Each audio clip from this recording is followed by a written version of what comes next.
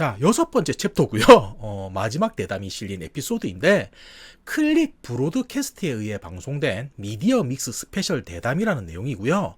질문자는 지금까지 계속 등장해왔던 다니가와라는 프리랜서 기자가 됩니다.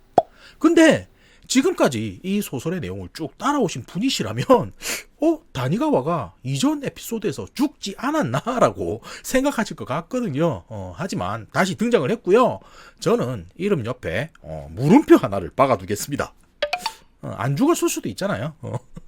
아무튼 질문자는 다니가와가 되는 거고, 초대되어서 대담을 나누게 된 사람은 작가인 야마나카 레이코와 만화가인 히비키 다쏘라고 설명을 합니다. 여기서 혹시나 기억 못하실까 싶어서 덧붙여 설명하자면, 야마나카 레이코는 영화 마녀의 도망을 쓴 원작자였죠.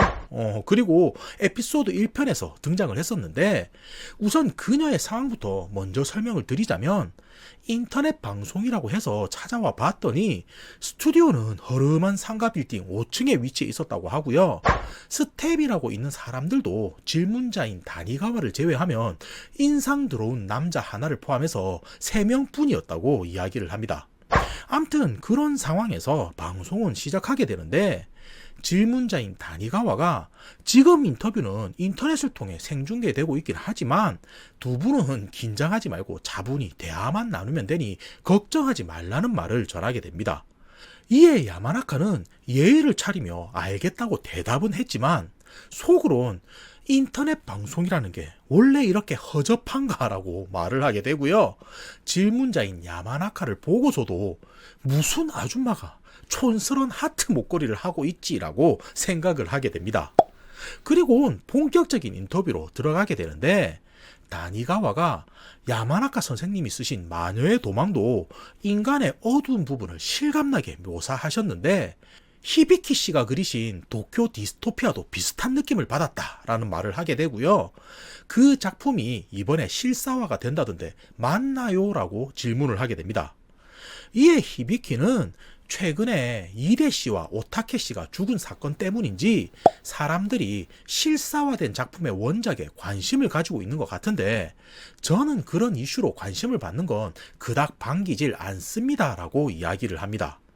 그러자 야마나카가 맞아요, 저도 이대 씨가 죽었다는 뉴스를 보고 많이 놀란 사람 중 하나입니다 라더니, 예전에 마녀의 도망과 관련돼서 기자님과 같이 인터뷰를 나누기도 했었죠 라고 이야기를 하게 됩니다.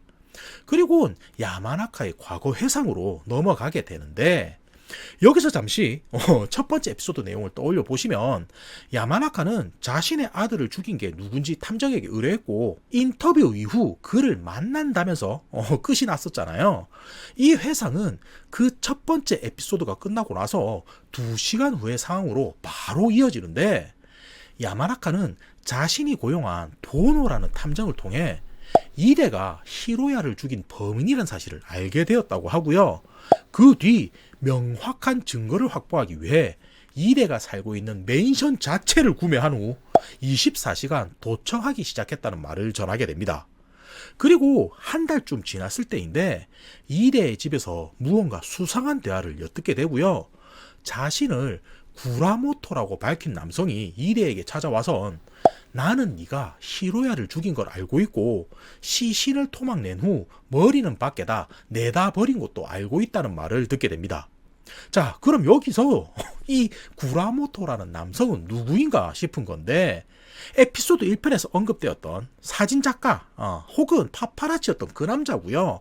자신이 히로야의 머리를 복원하고 있으니 경찰에 잡히고 싶지 않다면 자신과 잠자리를 가져야 된다고 요구하기 위해 찾아왔던 거였는데, 사진작가는 이대를 보며 흥분한 모습으로 빨리 널 가지고 싶어 이런 생각을 하고요. 그 뒤의 상황은 어떻게 되냐면, 이대가 침대 밑에 전기 충격기로 구라모토를 제압하게 되고요. 또 한 번 알 수 없는 믹서기 소리가 도청 장치를 통해 들려오게 됩니다. 이 일이 있은 후 야마나카는 이대가 자신의 아들을 죽였다는 사실에 확신하게 되고요. 경찰에 신고하지 않고 직접 이대를 죽일 계획을 짜다 보니 2년의 시간이 흐르게 된 거라고 설명을 합니다. 자, 그럼 이제부터는 야마나카가 어떤 계획을 짠 건지 이야기 드렸으면 하는 건데 2년의 시간이 소요된 이유 중 가장 큰 요인은 소화기를 제작하는데 시간이 걸렸기 때문이라는 말을 하고요. 겉보기엔 그냥 일반 소화기와 다를 바 없지만 행여나 작동시키게 되면 등유가 사방으로 흩뿌려지는 장치가 되어 있었다고 설명을 합니다. 그리고 이걸 이대의 집에 몰래 넣어두는 것도 성공했다는 말을 하는 거였는데 야마나카는 새로운 소화기가 마련된 후에 곧바로 사고가 발생하면 의심을 살 수도 있으니 그렇게 또 몇 달을 기다렸다고 말을 하고요. 이때다 싶은 어느 날 이대 소속사 이름으로 뜯으면 불이 나는 편지를 보냈다는 말을 하게 됩니다. 자, 상황이 조금 복잡한가 싶을 수도 있지만 쉽게 설명드리자면 이대가 소속사 이름으로 된 편지를 생각 없이 뜯었다가 불이 나게 되면 당황해서 소화기를 작동시킨 후 등유가 흩뿌려지며 불이 몸에 옮겨붙게 된다는 계획인 건데 그럼 야마나카는 왜 이렇게도 번거로운 계획을 세우게 된 거냐 하는 건데 도청을 통해 자신의 아들이 어째 죽었는지 듣게 되자 이대를 쉽게 죽일 수만은 없다 여겼기 때문이라고 설명을 합니다.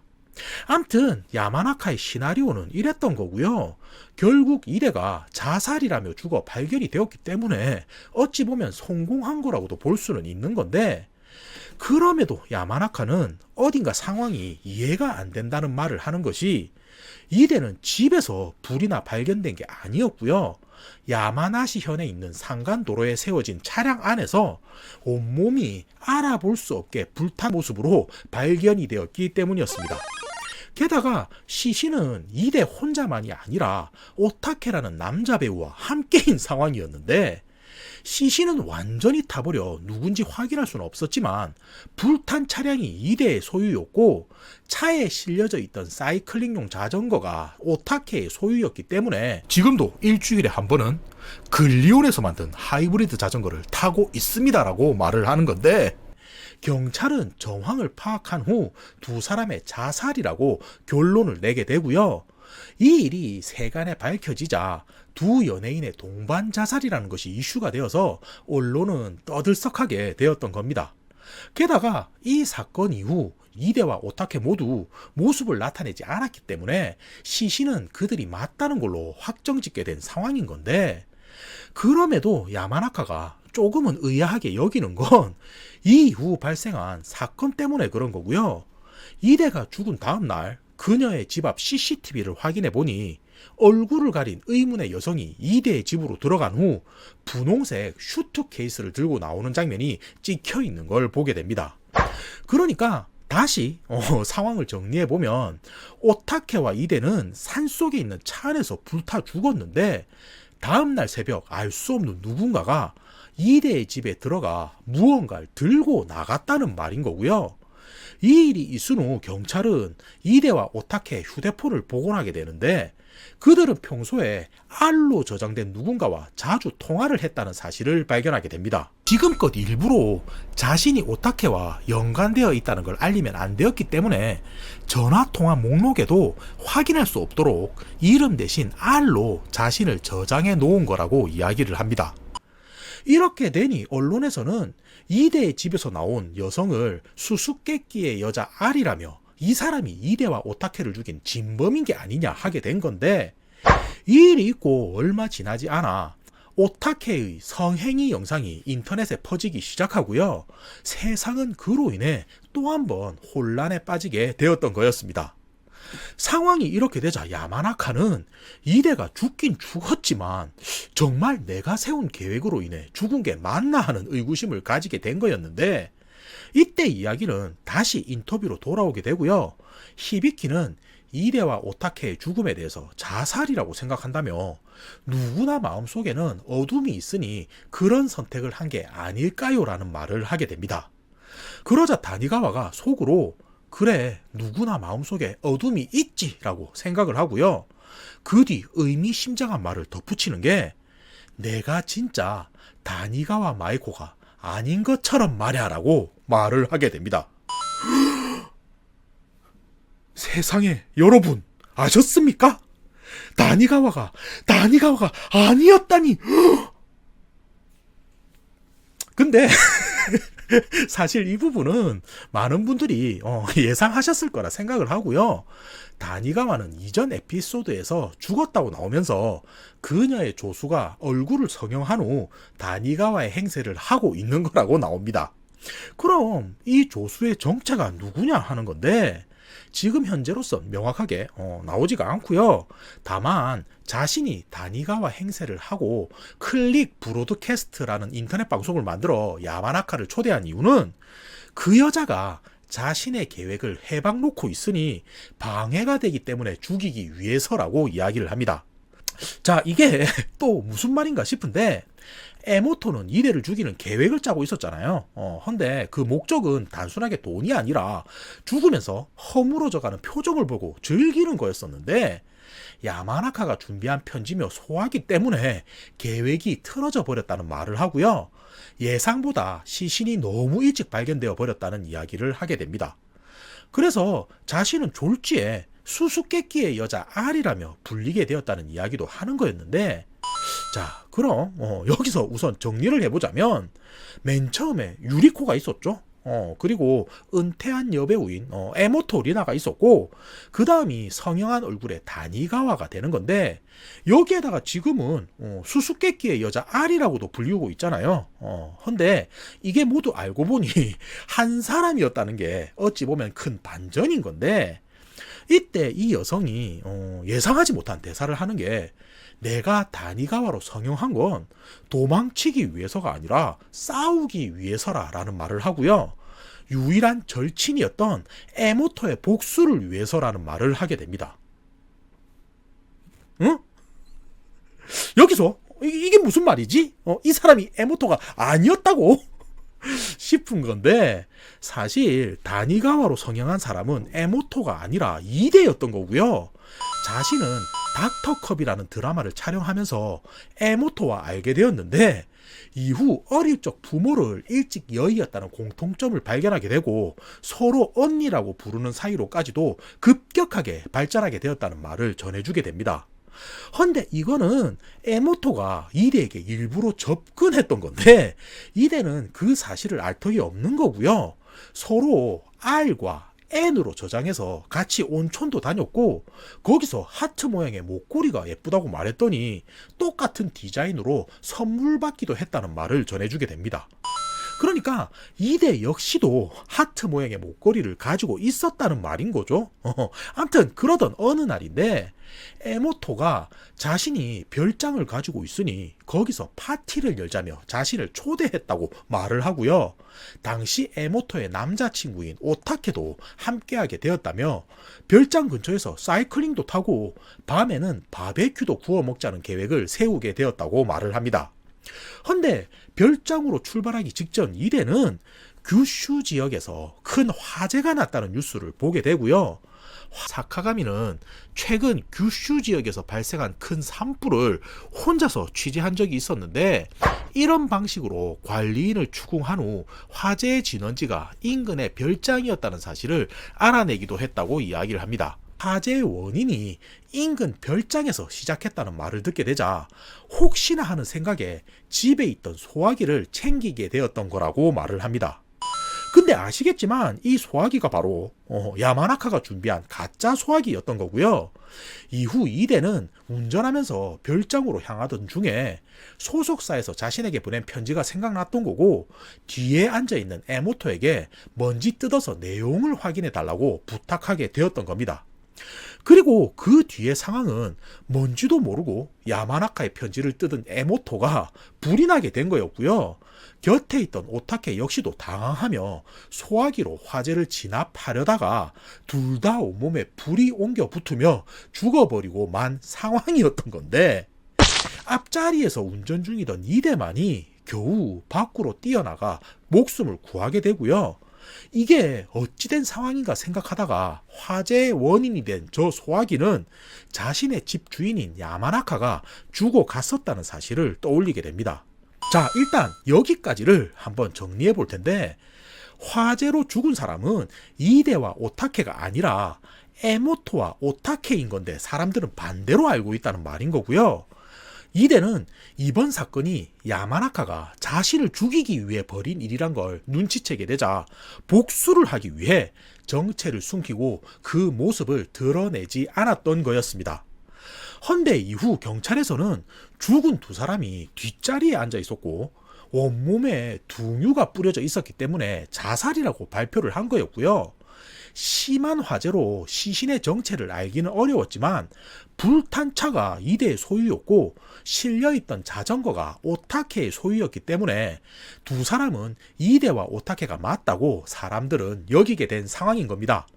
그리고 이야기는 다시 브로드캐스트의 대담으로 돌아오는데 히비키는 두 사람의 죽음이 충격적일 수도 있지만 저는 수수께끼의 여자 알이 정말 궁금하네요 라고 말을 하며 그녀가 가지고 나온 분홍색 슈트 케이스엔 뭐가 들었던 걸까요? 라고 말을 하게 됩니다. 이에 다니가와는 저 역시 그 일이 신경 쓰여서 관련된 뉴스를 항상 챙겨보고 있습니다 라고 말을 하고요. 다시금 상황은 차에서 화재가 난 직후로 돌아가게 됩니다. 이대는 간신히 차에 실린 자전거 중 하나를 내린 후에 그대로 산을 내려오게 되고요. 우선은 자신의 집이 아닌 에모토의 집으로 향한 후 펠지나라는 마크가 박힌 커다란 굿즈 가방에 지금은 미즈사와의 여자친구이자 동거까지 하는 사이인 미사키 역시도 원래 우에다를 보러 경기에 왔다가 미즈사와를 알게 됐고 그 뒤 적극적으로 미즈사와가 굿즈 가방이라든지 경기 유니폼 같은 걸 선물해서 마음을 얻게 되었다고 설명을 합니다. 에모토의 칫솔이며 옷가지 등을 가득 담아서 자신의 집으로 가지고 간 후 뿌려놓았다는 이야기를 하게 됩니다. 이건 경찰에서 자신의 집을 조사할 때 혼돈을 주기 위해서라는 말을 하는 거였는데 시신이 불타긴 했어도 DNA 검사는 가능한 거잖아요. 그러니까 자신의 집에 뿌려놓은 에모토의 물건과 시신의 DNA가 일치하면 경찰에선 시신을 에모토가 아닌 이대라고 여길 거라 생각해서 벌인 행동인 거고요. 이후 이대가 집을 나서며 분홍색 슈트 케이스를 챙긴 거였는데 거실 구석에 분홍색 슈트 케이스가 서 있었다고 말을 하고요. 뭔가 싶어 열어보니 엄청난 양의 돈다발이 가득 들어 있었다고 이야기를 하는 거였는데 이 모습이 CCTV에 찍히면서 이후 자신은 수수께끼의 여자 R로 불리우게 된 거라고 이야기를 합니다. 그리고 이 이후는 자신의 정체를 누구로 바꿔야 되나 고민하던 이대가 일전에 만난 적이 있었던 다니가와를 찾아가게 된 상황인 건데 앞서 에피소드에서 언급을 했지만 이미 오랜 지병이 있었던 다니가와는 오랜 지병을 가지고 있었기 때문에 병원을 다니는 시간이 잦았다고 이야기를 하고요. 이대의 사연을 듣고 얼굴을 바꾸고 싶다는 요청에 응해주게 되었던 거고요. 에피소드 1편에서 보면 이대가 자신은 성형을 3번이나 했다는 말을 스치듯이 하는 장면이 있는데 꾸준한 운동뿐이죠 라고 대답하지만 속으로는 내가 성형을 3번이나 했다고 너에게 말할 수는 없잖아 라고 말을 합니다. 그 의사를 찾아가 수술을 받게 된 거고 얼마 후 다니가와는 건강이 악화되어서 결국 쓰러지고 만 상황이 되는 겁니다. 그러니 이대가 얼굴을 바꾸긴 했지만 죽인 건 아니란 거고요. 이전 에피소드를 보면 조수가 마스크를 하고 있었다고 되어 있는데 이때 이미 성형을 해서 얼굴을 감추고 있었던 상황인 거죠. 그리고 이후 이대는 막대한 자금을 이용해서 도노 탐정 사무소까지 찾아내게 되고요. 결국 야마나카가 죽은 아들의 복수를 하려고 자신에게 이런 일을 벌였다는 것도 알아내게 됩니다. 그래서 지금 상황은 다니가와 행세를 하는 이대가 야마나카에게 복수하기 위해 클릭 브로드캐스트라는 가짜 방송을 만들어 부르게 된 상황인 건데 이때 히비키가 수수께끼의 여자 R만으로도 5건짜리 에피소드가 떠오르는군요 라는 말을 하더니 자신은 어릴 적부터 사람을 미행하거나 관찰하는 걸 좋아했다는 말을 하게 됩니다. 그리고 이번에는 히비키의 속마음으로 들어가게 되는 건데 사실 히비키의 정체는 탐정인 도노였던 거고요. 이대가 자신을 찾아와선 야마나카를 죽일 거니 도와달라고 의뢰를 해왔다는 이야기를 하게 됩니다. 그래서 지금 인터뷰가 벌어지는 스튜디오 같은 경우도 CCTV가 없는 허름한 상가를 빌려 가짜로 만든 세트라고 말을 하고요. 당연히 인터넷 방송 같은 것도 하고 있지 않다고 말을 하며 3명의 스텝 역시도 대충 구한 사람들로 꾸며놓은 거라고 이야기를 합니다. 한마디로 히비키는 이대가 고용한 연기자라는 건데, 다니가와는 히비키 씨가 사람을 미행하기 좋아하는 것처럼 야마나카 씨도 평소 맛없는 먹거리를 모은다고 들었는데 맞습니까? 라더니, 그러면서 야마나카가 다카시를 회상하며 하는 말이, 그는 특이한 먹거리를 모으는 악취미가 있었긴 했지만 그래서 준비해봤다며 손짓을 하게 됩니다.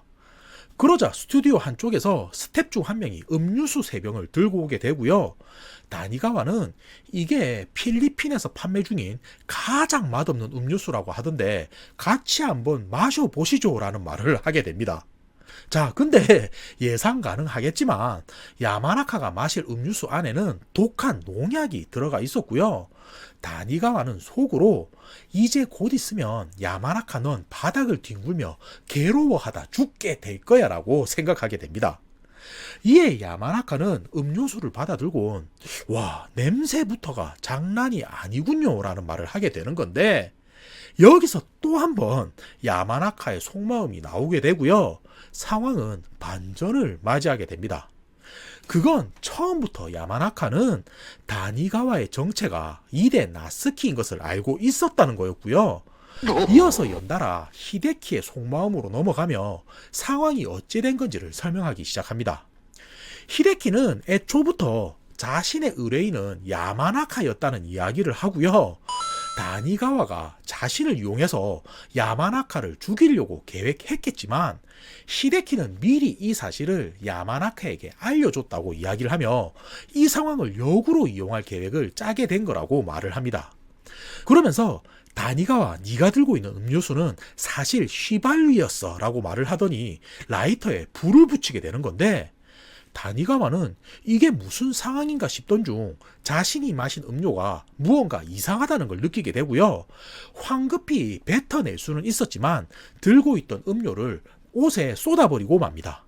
그러자 히데키는 그 모습을 보고선 기다렸다는 듯이 들고 있던 라이터를 다니가와에게 던져버리는데, 이때 누군가가 이들 사이로 뛰어들게 되고요.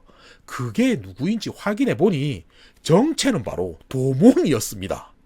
자, 기억나시죠? 에피소드 4편에서 등장해서 유리코의 친부라고 나왔던 사람인데, 일전에 잠시 언급되는 내용을 다시 확인해 보면 예전에 도몬이 너의 여볼굴이라는 영화 쫑파티에서 에모토 리나는 자신의 딸이라는 말을 술에 취해 떠벌렸다고 했었잖아요.